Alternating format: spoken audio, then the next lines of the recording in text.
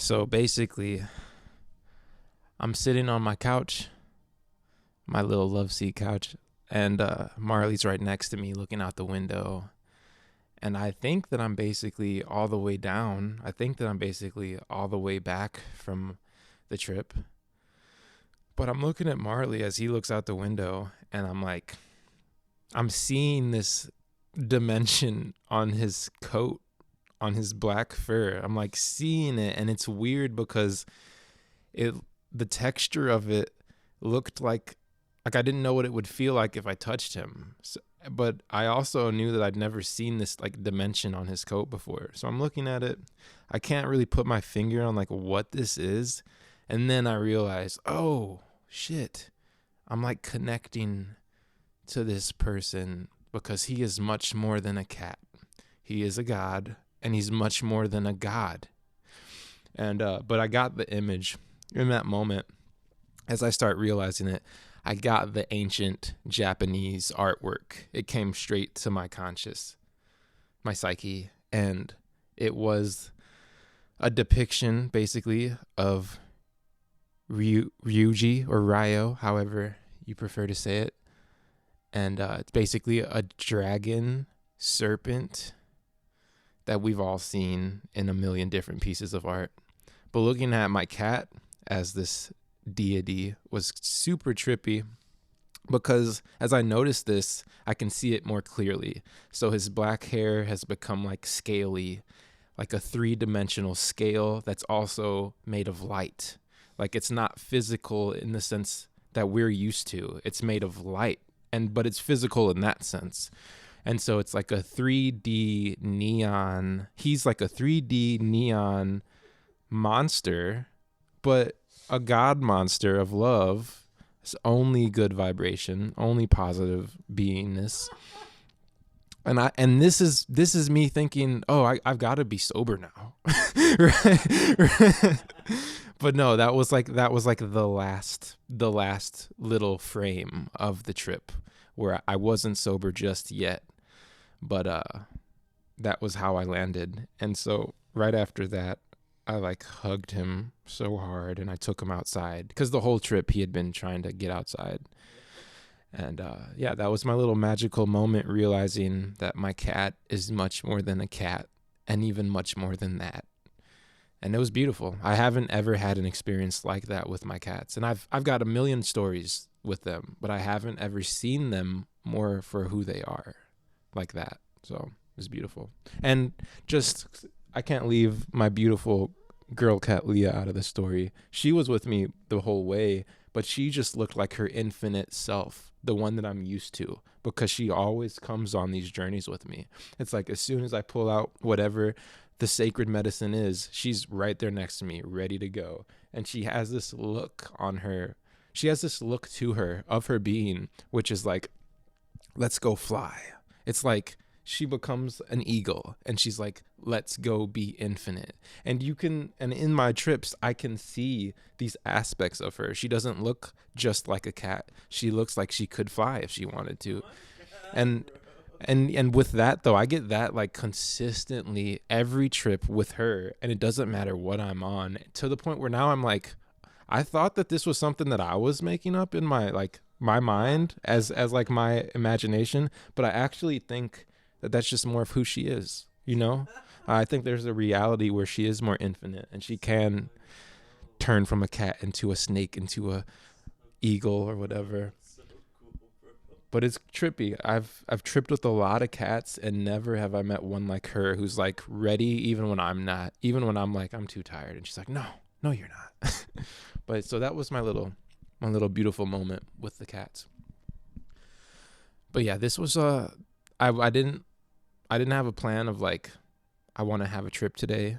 I just kind of wanted to get a sense for how potent it was, and it was surprisingly pleasant.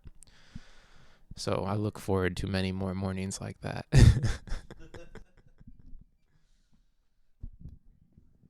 Well, you just blew my mind consecutively about umpteen times. I'm gonna one thing that made me think of more towards the end, like the most recent thing it made me think of is this is gonna shift things a little bit. We can go back to that, or we can move on to something else, or we can wrap it up. Whatever you want to do. The what? Okay, it makes me want to microdose and then go to a farm sanctuary. Just to be perfectly honest with myself, because I was like a sort of vegan for like about a decade of my life, in my like teens into my mid 20s, and I think that I should just like go hang out with like rescued from like slaughterhouses, like pigs, chickens, goats, cows, and just like do like a gram of some like regular mushrooms, or like maybe do like a gram, or not a gram, just do like a tab, you know, and then go there and just bond with them. And if I don't connect with them, or if I feel okay with eating their family, their species after the fact, then I continue. If not, I'm gonna be real with myself, and I'm gonna not partake in that, not as a superiority thing, or just like as an ethical thing that feels like right to my truest self. Because I'll be vulnerable, and I'll be like, anything like true to me will resonate, if it will, around those animals that have been domesticated and chosen to eat. Because if that's happening from a cat, if you're seeing all these other like interspecies elements, like what else is going on here? You know what I'm saying? What does that make you think of? Anything? So it makes me think of a lot. I was recently listening to, I think, a meditator talk about this, and they brought up some interesting points. They were just asking the audience some like really interesting questions along the lines of, well, you chose not to eat animals because of their suffering. What about the plants? What about the poor plants? Because they're just as alive as the animals are. They breathe just like we breathe. They talk just like we talk. They talk even more than we do. They're better at communicating than we do. And we can physically even see it. But so this person was saying that first they started with, well, what about the plants? They're because if you want to make that argument, they're probably even more conscious than these mammals are. And then they moved on to explore a few themes in reincarnation and stepping over. And they said, what makes you think that that cow wasn't ready to go, and that they wanted to partake in this co-created reality where you can learn about yourself through this experience of eating meat or not, or choosing not to eat meat, and they can learn about themselves as a cow or whatever. And what makes you think that they didn't purposely choose to sign up for this death in order to aid and assist your growth the same way you can aid and assist theirs? That kind of broke my mind when I heard that, because I myself, I had never thought about an enlightened cow, right? But like, that's what the India is built on, that totally. But I'd never really thought about it the way that I know it now. An actual enlightened being just like myself, thinking and living just like myself, but as a cow. And I realized, like, well, I put myself in the cow's shoe, or the chicken's shoe, or the pig's shoe, and I realized, yeah, no, I definitely could see myself living a life, signing up for a death to move on into another space. Like, it's not that serious when you're infinite and eternal, and you can do whatever you want as many times as you want to. You can get back on the karmic wheel as many times as you want to, if you believe it's a choice. But so that's what that kind of took me to, is remembering that it's not just us. This is a 2-player game, or when it comes to eating another person or another being. This is a co-created game. So it's not just about what do we feel like, but also what do they feel like. And then we come together and create the reality based on that. Now, I was just laying some foundation. I love your approach to this, where you're consciously going to connect with the animals and let them tell you how they feel about it, because that's what it's all about. And just to give you some background on where I am with my vegetarian journey, I took like 6 months off 2 years ago, and it was great. My body felt well. And then eventually I came back to meat in a different way. And the way that I eat meat now is just like you described. I like put my senses out there and I kind of ask the universe, like, did this animal kind of want to be in this situation? Was this something that this animal kind of consciously participated in? And I get, from time to time, I get what I'm looking for. I get the affirmation that, yeah, dude, that's the whole point of this. And the natives will tell you this. The natives will tell you the natives from all over the planet have similar stories, and they will tell you about the sacrifices and the relationships that these animals have with humans and the things that they've decided to consciously do.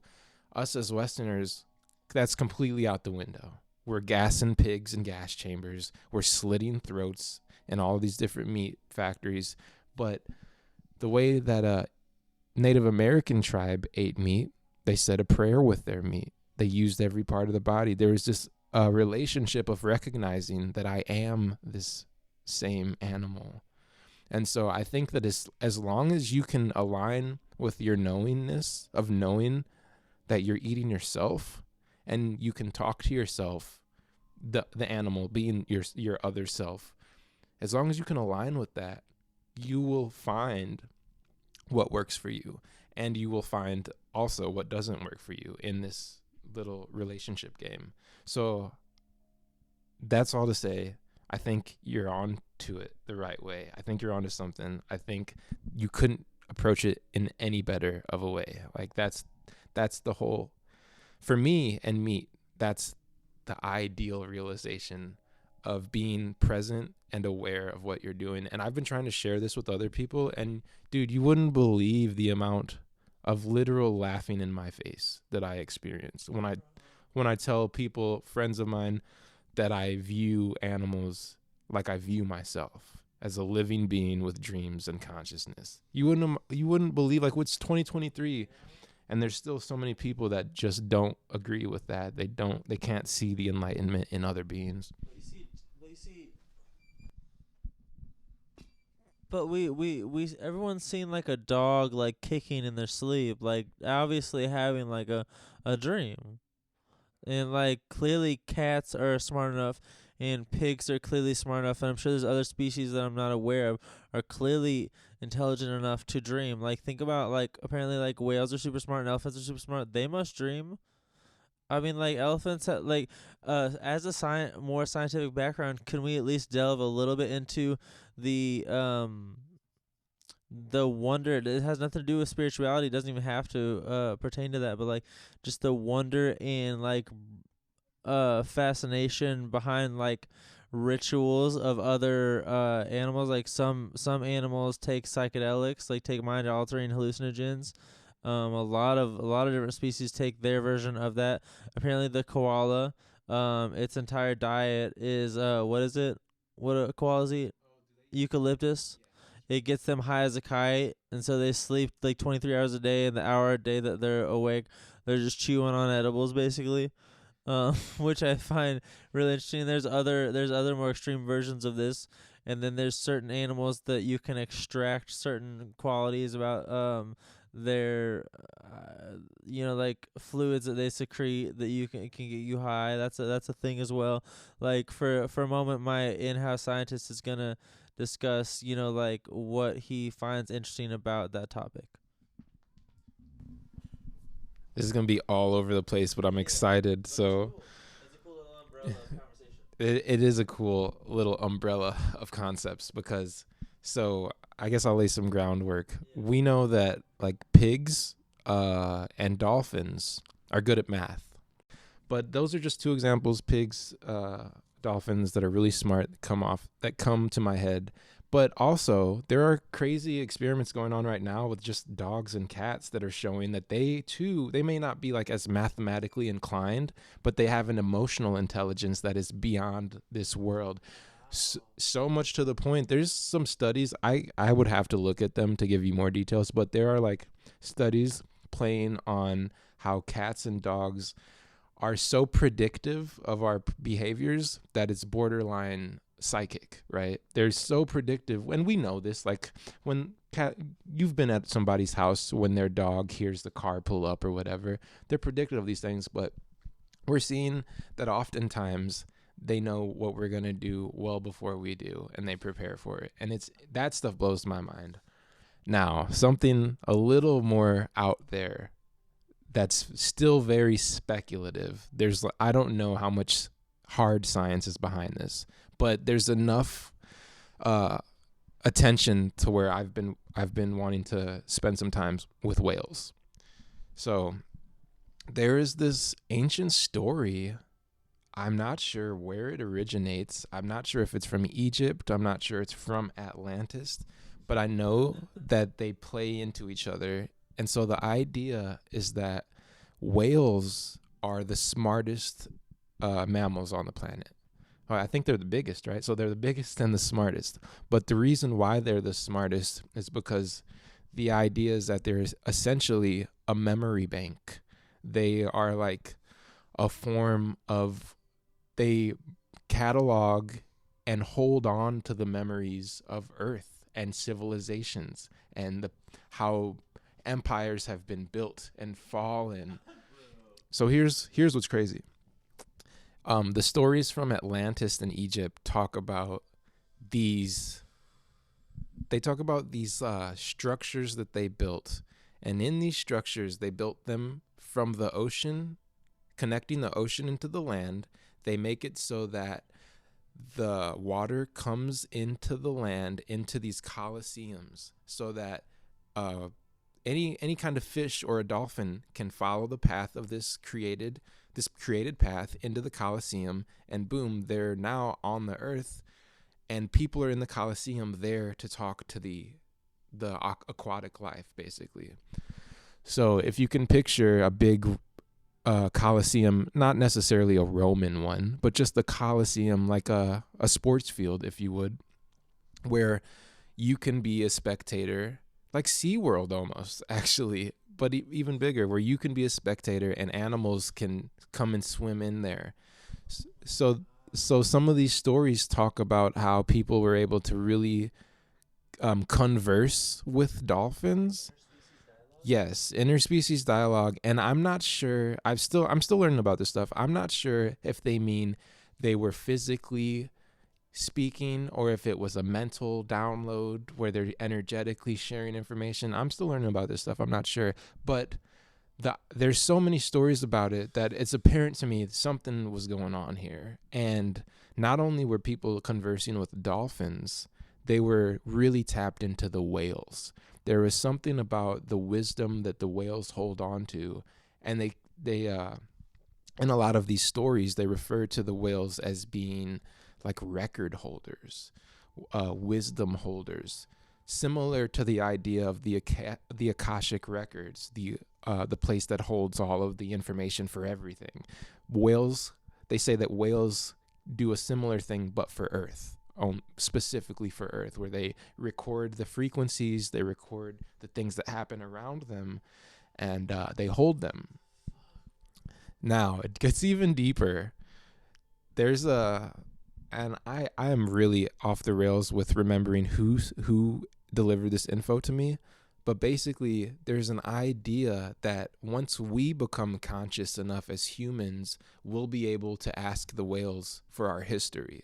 We'll be able to talk to them, and they'll be able to transmit all of those libraries of ours that have been burned, all of those great mythical places on the earth that were only stories, but now we're learning actually do exist under the jungle, under the seafloor. The whales are supposed to have those stories, and we are supposed to be able to access them through them. So that's what I got for you. That's really far out there, and I have nothing to really back it up with. But there are like small little happenings. There are small little happenings occurring now in places like Central America, South America, where they're uncovering these sites. And these sites are the things that I'm talking about, these big buildings, kind of water coliseums. And so we don't have the evidence to confirm the stories that I just shared with you. We don't have that evidence yet, but it is apparent that there's something going on there, and I'm super excited about exploring this stuff. It's been part of my that's been part of my drive to like learn about the lost city of Atlantis, as well as learn about the Maya, the Inca, and all the South American cultures and Central American cultures.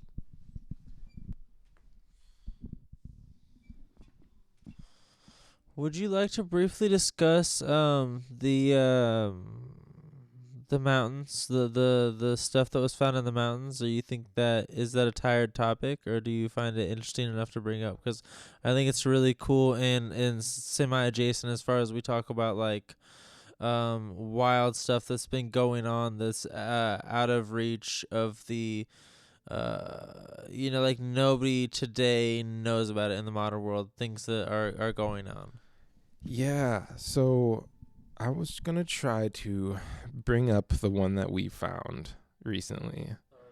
Yeah, and I don't think I'm having luck with it, but I can give a general overview of what I remember from it, and that was that they found a mummy. I think it was a female mummy, and I think we're talking about the Andes Mountains. I could be wrong, but somewhere around there. So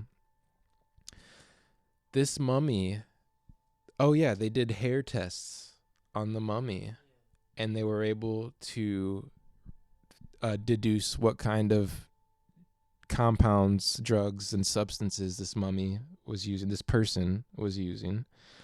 And so they were able to find mescaline, DMT, B-cappy, which would be ayahuasca, and cocaine, or which would have been coca leaves for them, because certainly they weren't using pure cocaine back then, we think. But so the significance here was that, okay, this mummy is found in a cave high in the Andes Mountains, and none of these drugs grow up there high in the mountains like that. So it means that this person made a conscious decision to take various psychoactive drugs with them high into the mountains where they were probably working or living, and they were doing drugs, meaning they took their drugs from one place to another. So this wasn't an accidental consumption. They didn't accidentally consume cocaine, ayahuasca, and mescaline. It was very conscious, which goes against a lot of the science that these historians have been arguing over. A lot of them don't think that people consciously were using drugs back then. They think that it was more of an accident. Like they were eating, and they would eat plants. And over time they realized, oh, this plant gives me more energy. But not that they were like actually trying to communicate with plants. And I would argue that this is a clear case of somebody who's very conscious about their relationship with the medicines around them. But yeah, so that's basically the find. They figured out the hair was full of drugs. You said more cocaine over time. Oh, so yeah, what's interesting, not only could they find out what drugs they were using, but because it's hair and it holds things differently, they were able to kind of figure out that in the beginning there was more emphasis on the psychedelic drugs. They were using more mescaline and ayahuasca, and over time they shifted to using more cocaine. And that's all I can remember. I don't want to go too deep into it, but that's huge. And also, anyone who's done cocaine, that makes sense. You understand. Anyone who's ever, I'll rephrase that. Anyone who's ever enjoyed cocaine, they will understand why it trended in cocaine's direction. But I don't see why it couldn't have gone the other way. Maybe there was a survival thing going on where they had to stave off hunger, and because that's one of the uses for the coca plant, and has been since the dawn of humanity. So yeah, that's stuff super cool, and I think that we're gonna find way more of these. I think there's gonna be a point where there are certain key geographic locations where we kind of unlock forgotten history, and maybe it's a cave, maybe it's just a mass burial site, or maybe it's like an earthquake slash volcano site where we have to uncover things. But I think over time we're gonna find this over and over and over again, and we'll be able to find different stories, right?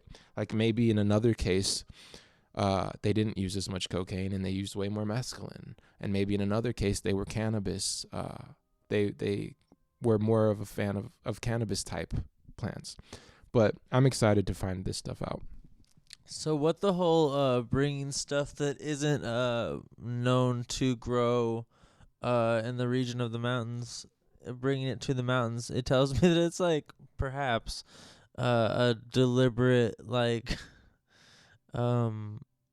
ritual, a spiritual choice to do it there, which tells me that people back then were more in tune with the mystical nature of reality. Um, is that worth talking more about? Yeah, so I think I kind of land where you land in that you were just saying that you kind of think that they were doing this consciously. It was like premeditated for intention. Yeah, so I agree with you. I think that there's no accident about this. I think that most likely maybe they're traveling or maybe not, but I think that most likely they took these compounds with them to their setting, right? Like they had their set and they needed to get the compounds, and then they had the setting, and I think it's that simple. And it could be anything else. They could have literally just been traveling for food or for animal reasons, because different animals and different life in the high tops of the mountains. We would have to look at what they're doing, because I'm sure there's a million different things. But I think that, so this is where I think the science has things kind of backwards. So our scientists are looking at this as if these people are primitive and they have less understanding than we do. I think it's the exact opposite. I think that they're most likely more in tune with themselves, and that's why we found this, because this person was so in tune, they knew what they were doing, and they ended up where they ended up. Who knows how?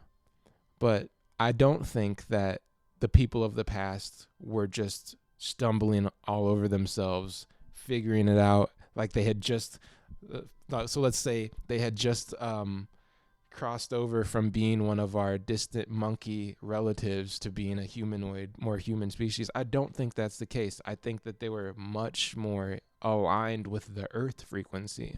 Even if they didn't, evolutionarily speaking, have everything that we have, I think that they were more aligned with their reality, what's going on in front of them.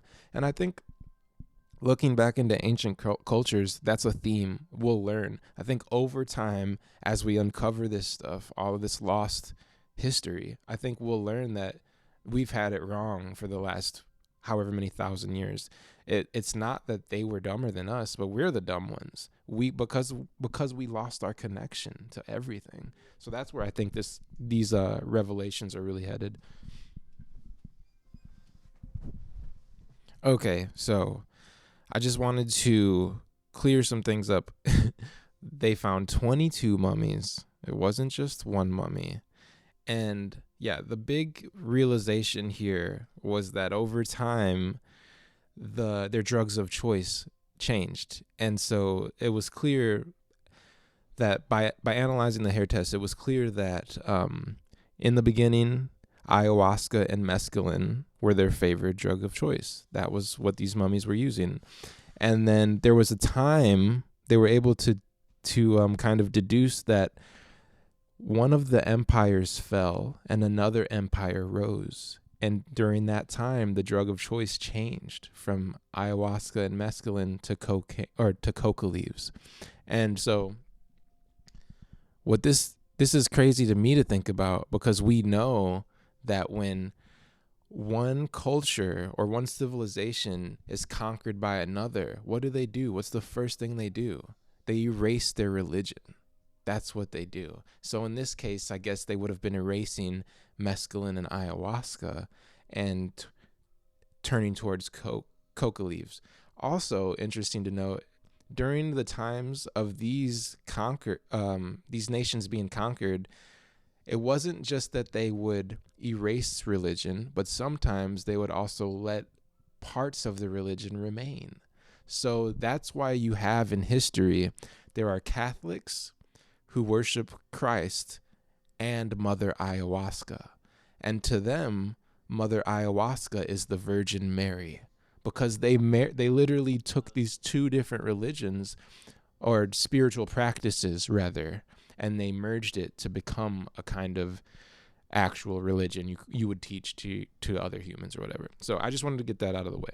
So with the coinciding of the drug of choice, or the drug rather that had been used more from then on, being the coca leaf, during the time of an empire falling and a new one, taking over, could that be reflective of needing slaves, like workers, like productive up labor, so to speak? Do you think that could be why we also champion coffee in our society, because it makes for a good consistent worker who gets the job done? And we don't have to go into that, but isn't that a fun correlation? So interesting enough, to hit a few of your points. So they would have been using coca leaves the same way we use coffee. Sorry, I couldn't get that out. Because a low dose of coca leaf is indistinguishable from a high dose of coffee. They are almost exactly the same. And even from a neurological standpoint, when we view the way these drugs hit the receptors, it's almost identical. So yeah, you're onto something there. Also, to hit on the point of the civilizations conquering each other, there are two main versions of slaves that we see from this time period that I can remember. And you see the warrior slave, the slave that was a warrior before this, and now he's been conquered by an army, and the army recognizes his warrior potential and his skills. And it's a simple choice. We kill you, or you fight with us, as us, you become us. So there's the warrior slaves, and then just like you hit on, there are the normal average labor slaves, your average person that's going to go get water from the well and help you build a hut or whatever. And those, to me, those are like the two main staple slaves we'll see.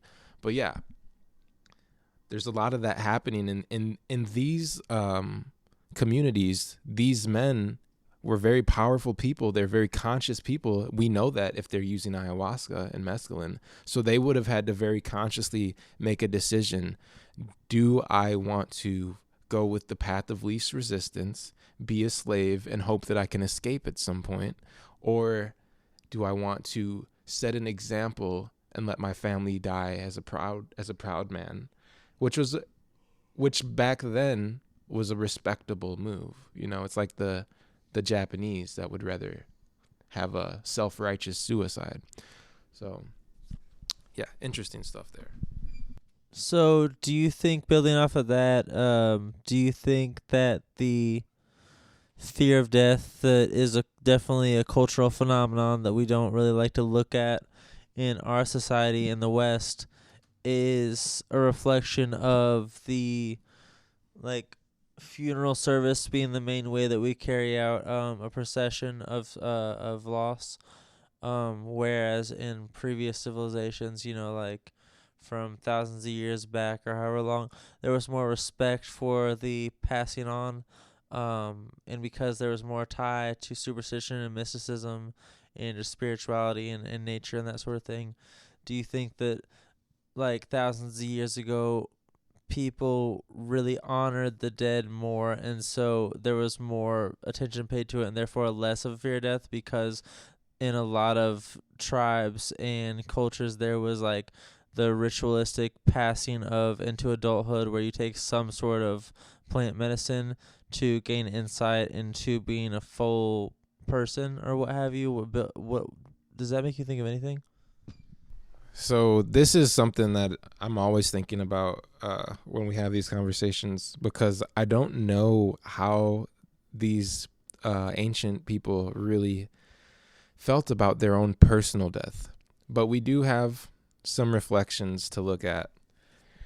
So there's mummies all over the world, different kinds of mummies. They pack them differently. They bury them differently. Sometimes they don't bury them. Sometimes they just stuff them in like a cave, or throw them into the water, into the ocean. But so I have the same question as you do, because when I look at Egyptian mummies, I kind of feel like they were afraid of death, because you look at an Egyptian mummy and there's this huge emphasis on burying them with all of their physical material possessions, everything. Even so far to where Egyptian mummies, Egyptian pharaohs, when they died, they would kill their personal person, their person, what is it called? I have a assistant. Yeah, their assistant. They would like kill their assistant even. That's how strong this was. And I think there are stories of even like children of the person who's dying, who's becoming a mummy, of them also killing their children to bury them with their pets and stuff like that. So I might be off a little bit there, but and it was very much about bloodlines, and they kept things very pure in these stories. So there's a lot of sleeping within the family because of that. And so I look at the Egyptians and I think, okay, maybe they were a little bit more afraid of death than they needed to be, because they're burying themselves with all this gold and all this extra material nonsense. And they have a whole book, the Egyptian Book of the Dead, which explains why they have to do it this way in order to have a life of ecstasy in the next world, because they very much did believe in life after death. That's the whole point of this. And so the Egyptians come off to me as a little bit paranoid. But then you look at other mummies, like the ones we were discussing, these ones from South America that come from all these different cultures in Southern and Central America. And these mummies, they're also buried with items, but there seems to be less emphasis on everything they own. It seems to be like they're more buried with the things that were important to them, the things that they loved, not every last fucking thing they had and every last piece of gold. So when I look at this story, though, specifically of the 22 mummies found with ayahuasca and mescaline, I think of a group of 22 people who were very in tune with death and very in tune with life.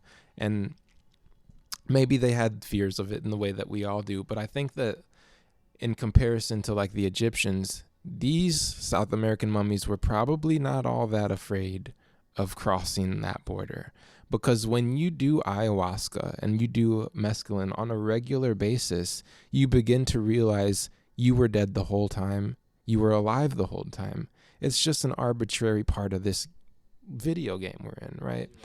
It's the duality. And over time, even that falls, because you realize it's a trinity. Because when there's a duality, there's always this point in the middle of balance, or rather of neutrality.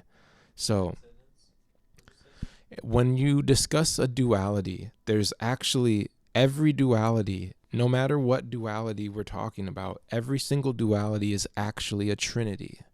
And we're beginning to know this now. And the reason, what makes it a trinity, is that there's a point in the middle, and it's the balance point. It's the point of neutrality. So it's not just that there's white, black, yin, yang, but there's the middle. There's the point of, it doesn't matter, because it's neither. It just is. It's the link in between.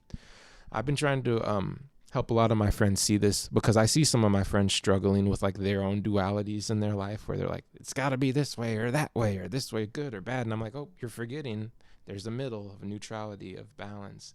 And so I forgot how I even landed on this, but yeah, I've lost myself. When I think of neutrality, it makes me just go back to equanimity of like, You can just ride the wave and not have preference and just let unfold, let it be, and like go with the flow and all those things. Basically, get out the way. Yeah, that's the whole benefit of realizing that it's more than a duality, it's actually a trinity, because when you use that balance point to your benefit, as when you become neutral, it becomes a powerful technique. It lets you step outside of the play, so to speak, and to use your own terms. But yeah, it's been my mission to remind all the people in my life that you don't have to take everything so polar. It doesn't have to be one way or the other. It can just be. It can just not have an effect on your emotion. Yeah, not letting something affect you, like not letting something sway you or knock you off your centeredness. I think is a huge part of like we've been kind of dancing around the topic of becoming a master of your own subjective reality through that balance, if you will, of having surrendering control and then going with the flow of the universe, which makes you have somehow paradoxically more control. Um, yeah, so basically, if you get out the way, you can kind of, you don't feel the need to control anymore, and then it contradictorily, that's not a word.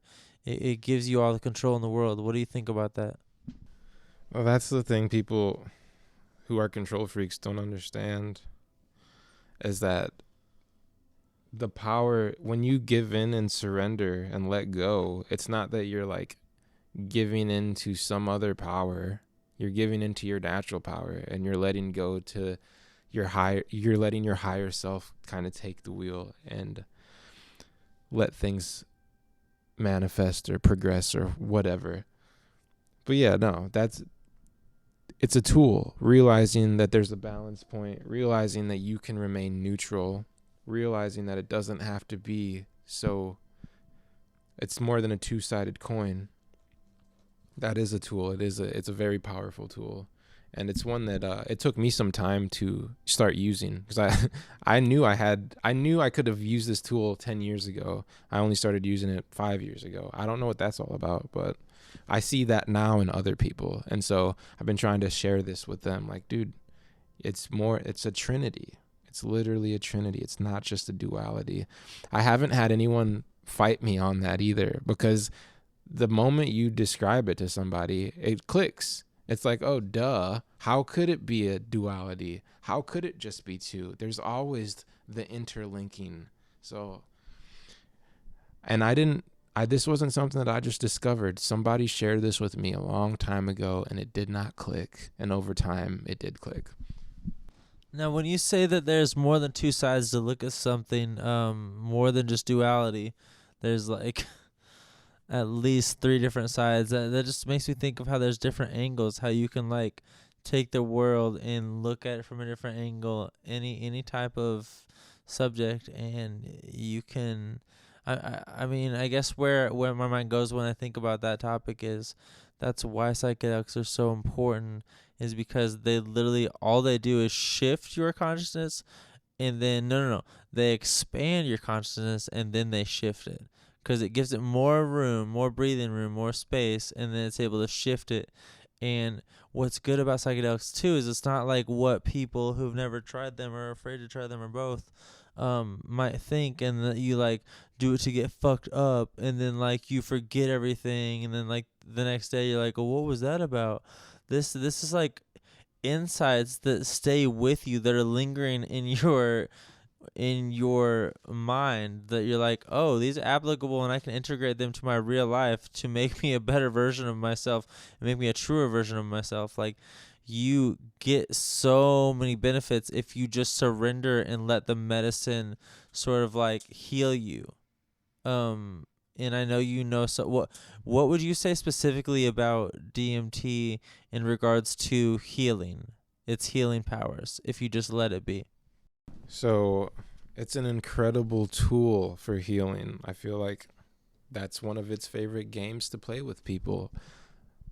But So it all starts specifically with DMT. It's a game of letting go. It's literally a game of letting go. And it'll help you work with yourself to understand why you're letting go to have more control of your preference of what you prefer to experience in reality. Because like we came to play this physical reality game, we came to let go of things. DMT will remind you of that and then show you like when you let go, you're actually super powerful. Things actually start to work in your benefit way easier with way less effort than you could ever imagine. But I've been experiencing so many layers of healing when it comes to DMT. I've used it for physical ailments. Like I used it to help heal a broken wrist a couple years ago.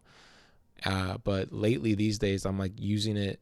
I'm doing DMT and it's pushing me into yoga spaces where my body is naturally falling into these yoga positions, and it feels good because I'm vibrating differently as I learn things from myself in DMT. But there's no cap on the healing potential. It's a tool that helps you heal every layer of your onion, every single layer, and then remove the rotten ones also, because like that's the first step, right? But it's not for a lot of beginners when it comes to psychedelics. I'm not saying that beginners shouldn't try it. I think that for some people it's the best tool. But what we've found as a society, if people usually don't have a few good traditional psychedelic trips, DMT can often just scare them away and just be too much, too overwhelming, too quick, too fast, too heavy vibratory, speaking in vibrations, just too heavy. So it's one that I suggest people work up to, and then and when they get there, they have no expectations. So, and when you remove your expectations, you can literally get out of your way and just get out of your own way to just let the healing rapidly catalyze. But a lot of people enter psychedelic trips with these expectations of like seeing unicorns or meeting dead relatives. And these are all things that can happen, but you push them away when you enter the trip having that expectation. So there's nothing wrong with having an intention of being open to these ideas, but when you are like holding on to them so much, you're not doing any work, and it just becomes kind of a tug of war with your own psyche. So I would just say be open and free if you are headed towards a DMT experience. Be open, free, and ready to let go and meet yourself again from another perspective.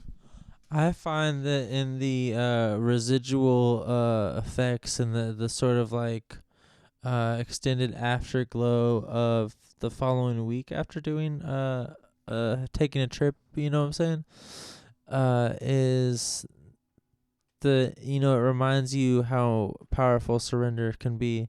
And so in the same sense, whenever you become more flexible, your external reality, like whenever you become more flexible inward, then the outward experience, it becomes more malleable because you are riding the wave and you become the wave. And you could probably speak about this from a scientific angle, that whenever you sort of let go, things become more, like you're saying, more preferential. Like you can kind of guide the experience more in a way that where you're collaborating with you're using your mind to manifest, like psychedelic, meaning like your psyche manifest or what have you. So this is the science that's super exciting to me, and it's the stuff that I'm following my joy into studying because I have such a strong calling with it. So because now I have to dive into to talk about this stuff, I have to kind of step away from science and talk about my own personal beliefs first and then come back for the science, because that's just how it works on this planet. So I feel like from a physics perspective, we've talked about this, but I feel like it will be clear in time why these techniques of letting go, of allowing things to happen without having this desire to control. I think we will see why this works to our benefit clearly from a physics perspective. Now, the reason why I say I have to go into my own beliefs is because, so I believe that this level, this plane, is very much a simulation of ourselves. And I think where we come from is more than likely a non-physical space, just as real as this is, probably realer, right? But so here's my science link. So if this is a simulation and it's our simulation, like we exist as a source energy, but we also exist as a human. So here's where the science comes in for me. In letting go as a human, we allow the source to drive more. But since we are the source, literally, the source works to our benefit. It knows us better than we know ourselves, and thus, when we get out of the way, it can clearly show us the signs that we need to see to take the steps that we need to take to experience those things we've been trying to get to. And so I think it'll be clear in time, and I think physicists will be the ones to share this with the world, that you can get out of your way, and not only is it a tool, but you kind of have to get out of your way in order to make certain big steps towards your goal, whatever goals you're getting towards, you're headed towards. But so it's clear for me to see, as I experience this, as I pursue this idea, and I have my own experiences with tripping, psychedelics, meditating, it's all leading me back to the fact that our source energy is guiding this physical reality. It's constructing it. It's not just guiding it. It completely makes it, like, in the sense that we are not just our body, but we are the room we're in. We are the air we breathe. We are the sun that gives us the light. We are every part of this thing. We are the floor, the wood grain on the floor. We are the drywall in the walls. All of this is a projection of consciousness. It's never been clearer for me to see, so that's why I'm like into getting the actual science to help back me up, because I don't need the science to help me understand this, but I recognize that a lot of people do like the science. They do need something a little bit more tangible for their mind to play with, and something that they can wrap their mind around. Yeah, and so since I love to communicate with people, I've always loved to communicate, hence my artwork, that's led me to science, because for me, that's what this has become. It's not that I'm like that into science. I'm that into talking to people that I will go and learn more about the mechanics of it so that I can help them understand the mechanics. And that's really been my joy in understanding why letting go isn't just an idea, it's a technology. Letting go is a technological advancement in our evolution as a species. And in time, I'll be able to make a really cute little formula that I can throw up on any board at any university and show you why letting go is math and why it will help you create the reality you want to create. But yeah, I could go all day on that. It kind of is a key for unlocking any sort of skill, because when I think about in my own life, any sort of craft I've tried to hone that I have eventually, sort of gotten the hang of in my own sort of way, I've had to get out of the way for each one of them, whether it be skateboarding, whether it be painting, whether it be teaching, whether it be, anything meditating. Well, meditating is one of the things that helps you get out of the way in general, and then apply that to all those things. But yeah, until I got out of my own way, none of those things, I would just stumble over myself. But now, like, the only really way to be graceful is to let, like, the source shine through. I couldn't agree more. You really have breakthroughs when you let yourself be a little bit calm in the moment, and you let yourself stop tinkering with every little detail, because you really don't need to. At that point, you're getting lost in the noise of it all. But I couldn't agree more. When you get out of the way, you can find a different kind of clarity that will most certainly aid you in whatever you're doing or whatever life you want to live. Do we have more? I just need to reiterate before I go into a weed coma, get out the way.